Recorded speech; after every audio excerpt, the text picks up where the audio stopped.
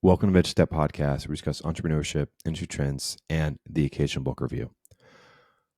We've all had them: the difficult client, the resistive team member, the unresponsive stakeholder. We label them as difficult, but people are rarely difficult for no reason. Typically, people would take the path of the least resistance, and being difficult is not easy. It requires energy, effort, and one is very uncomfortable. So there's got to be a fundamental reason why people are acting this way on your personal or professional initiatives. And that's what this episode today is going to be about. But before we dive in, I'm your host, Dalton Anderson. My background is a bit of programming and technical on the insurance side. I used to work in data science and do all sorts of things. But in my free time, I have this podcast, like to read, work on my side business, and learn. And also a big announcement is this is episode 90, which is really great. I know that you're super excited, and I'd like to take a moment and let everybody clap.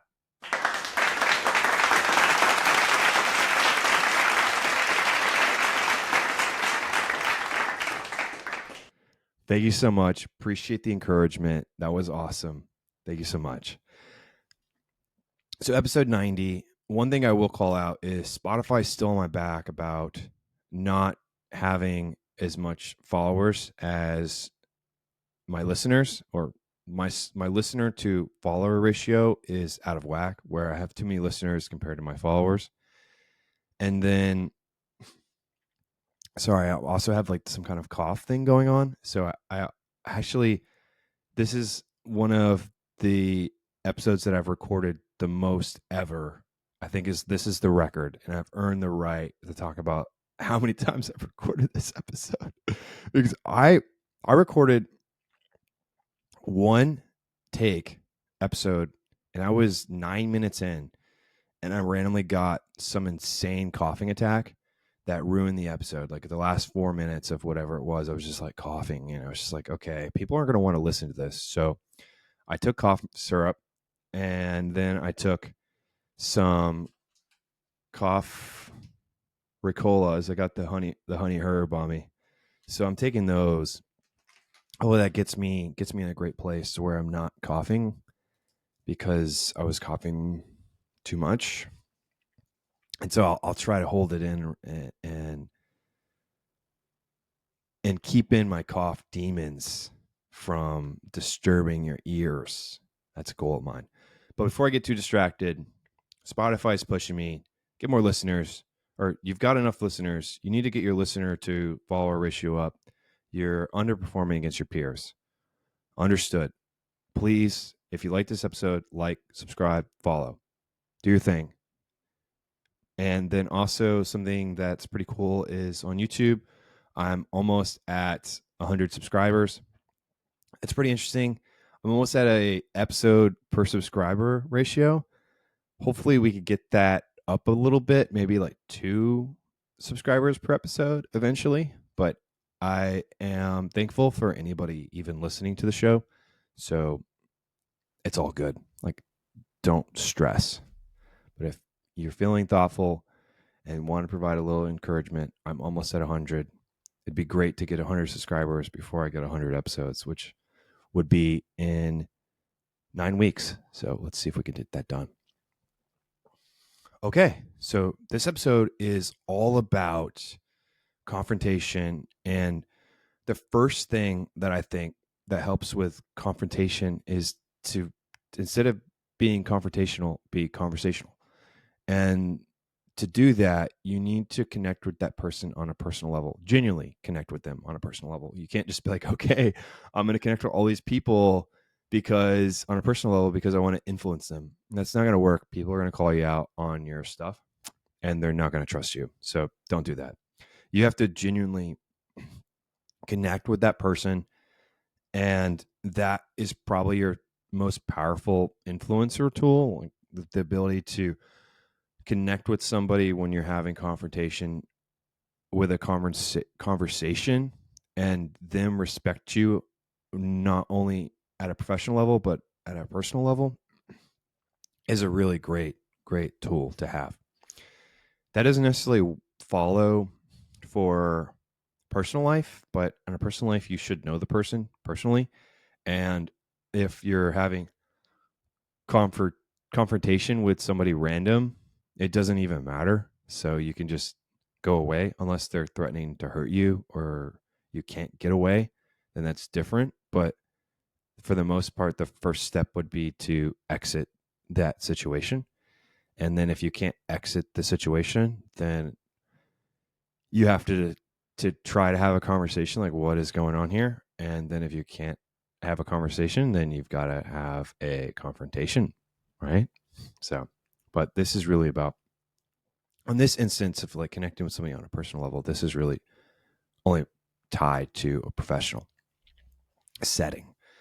Okay, so the first step would be genuinely connecting with your colleagues. That allows you to pull somebody aside and understand their perspective and where they're coming from. And it's less of a you versus them or a ego thing or the person not want to be wrong or to bruise their reputation. And everybody's occasionally wrong, right? Like even a broken clock is right twice a day. So everybody is wrong occasionally. And I find that when I am incorrect, I immediately call out, hey, you're wrong, I'm right.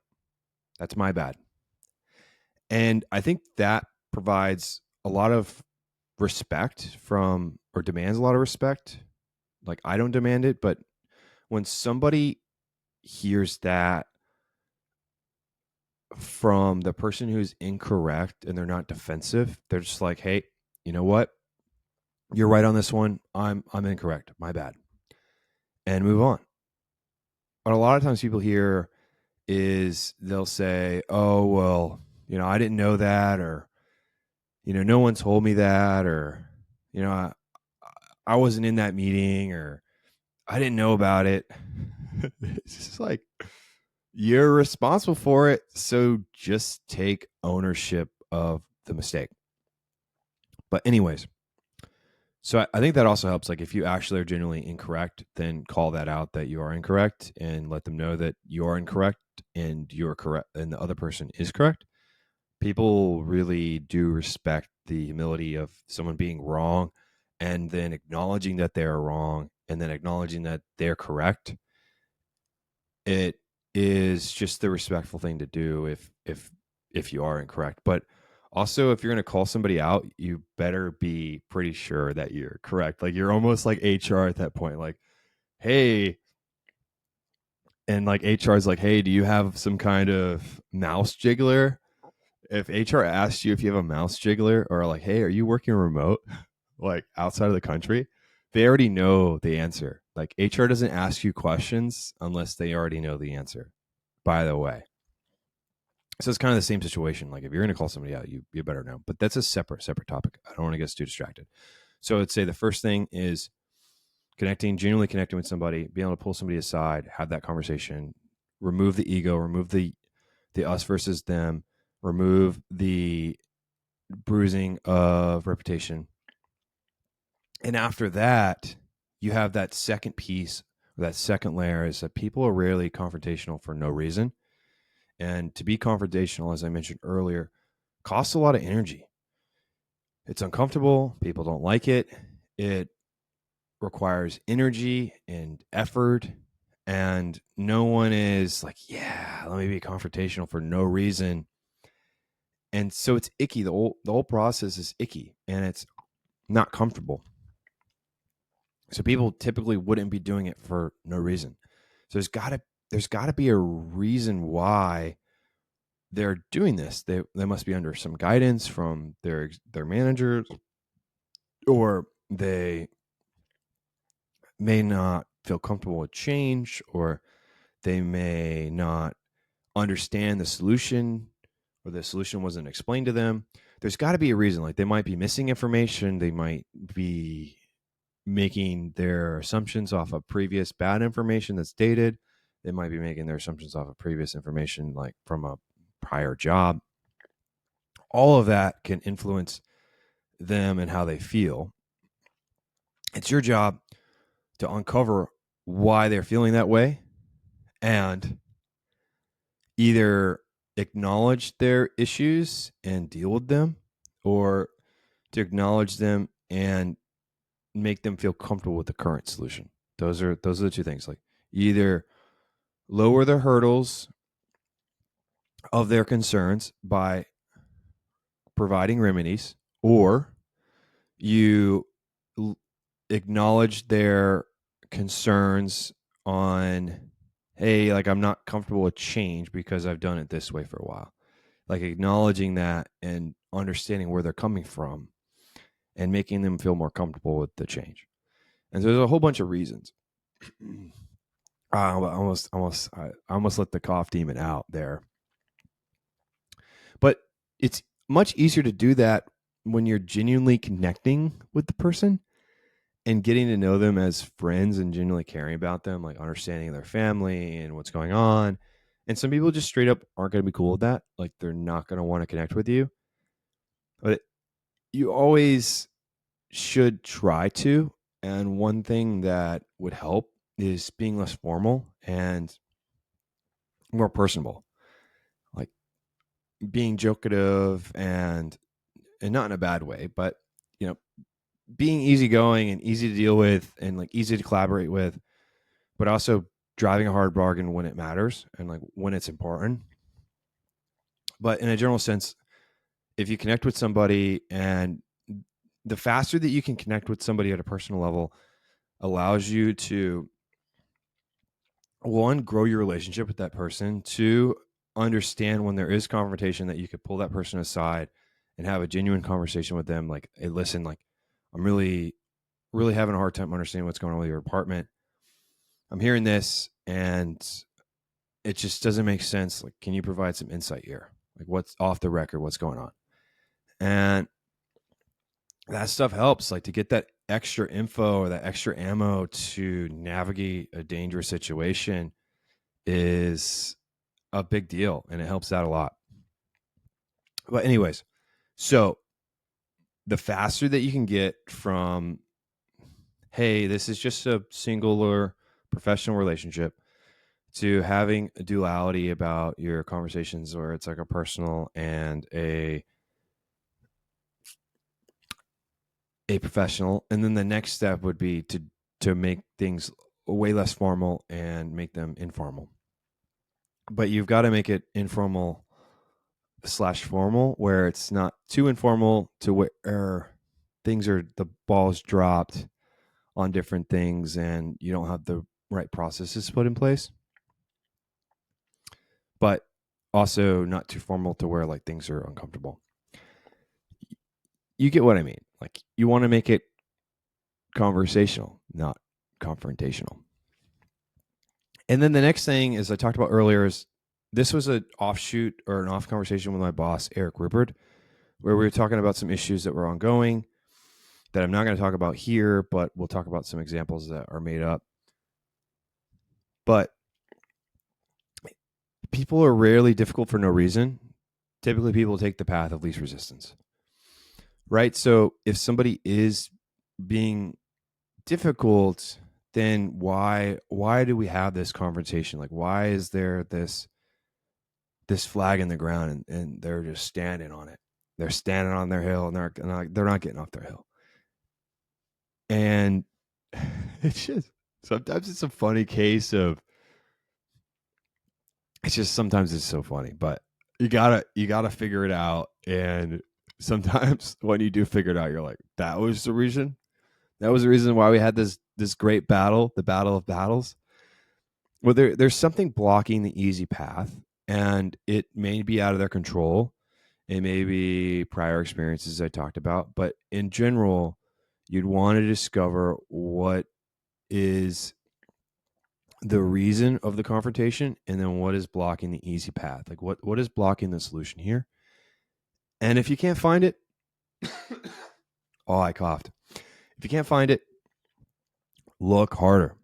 And if you can't find it after you look harder, then we're just out of luck. There's got to be some kind of competing priority or lack of understanding or personal fear or past experience or this hidden constraint that you weren't aware of. So that being said, let's talk about some situations. Sorry, my cough is coming back. But we're nearing the episode. We're nearing the end of the episode, so I think it's okay that I got a couple coughs in. I'm sorry that the my cough beast came out.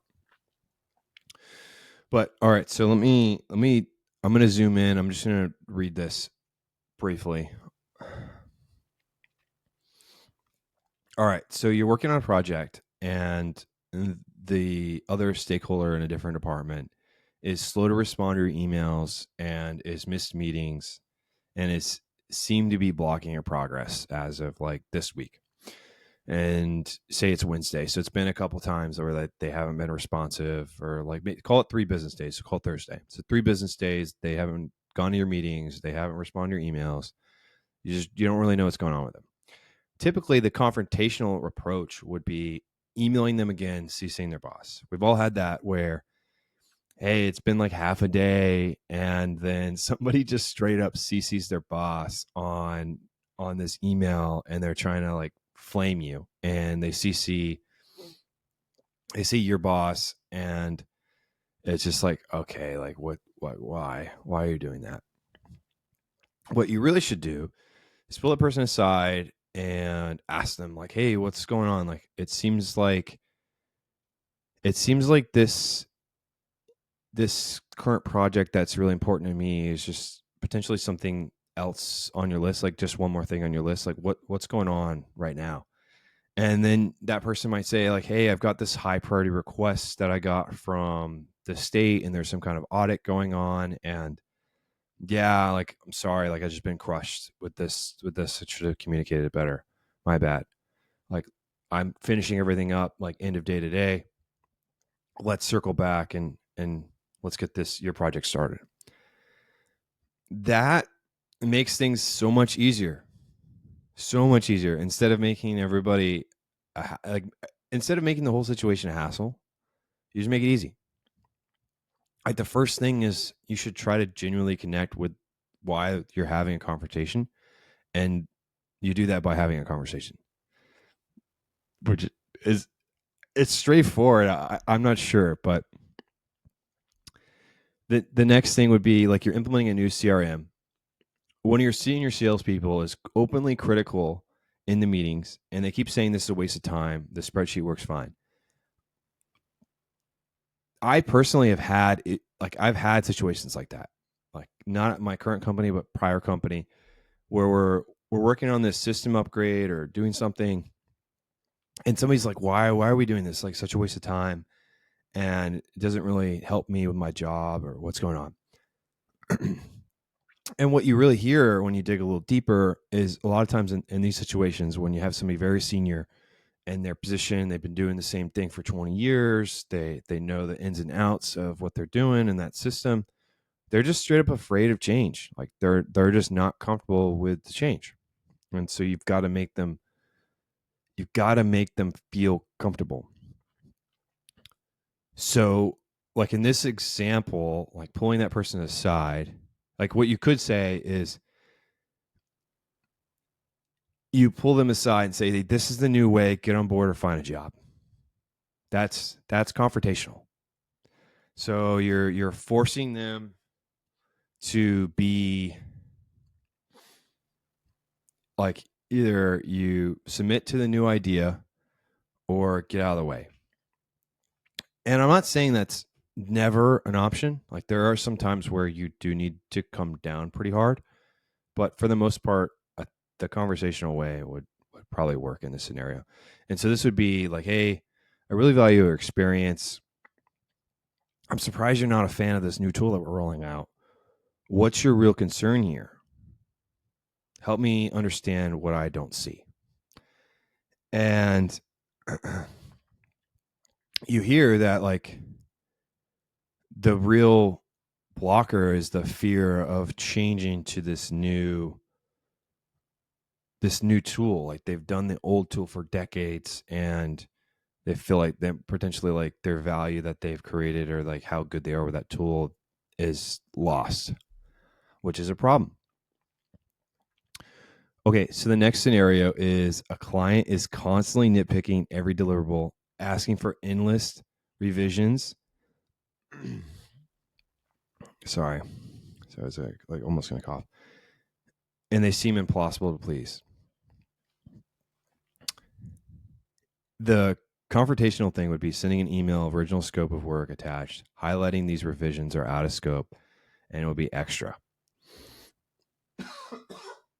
Or you can ask like, hey, we've been through a few rounds of revisions. I'm feeling we're not really hitting the mark for you. Can you walk me through what a home run looks like? And what's the one thing that your boss would want to see from this? And there are scenarios to where you feel like you're being taken advantage of, or where you feel like there was a miscommunication.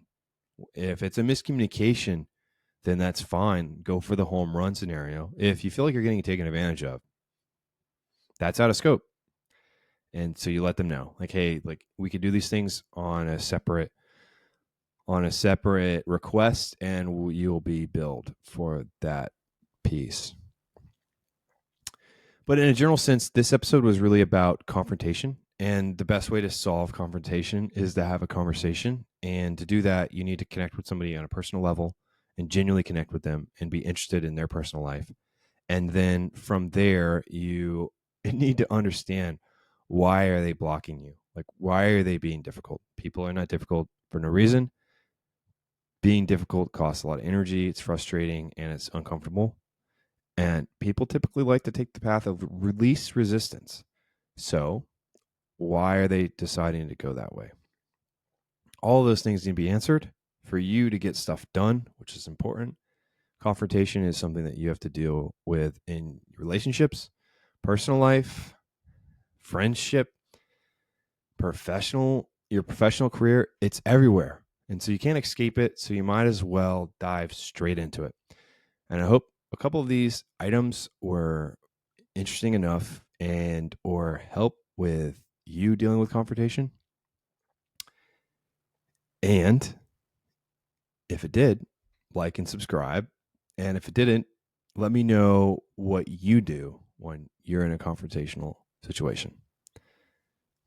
But of course, wherever you are in this world, good evening, good afternoon, good morning. Thanks for listening, and listen in next week. Goodbye.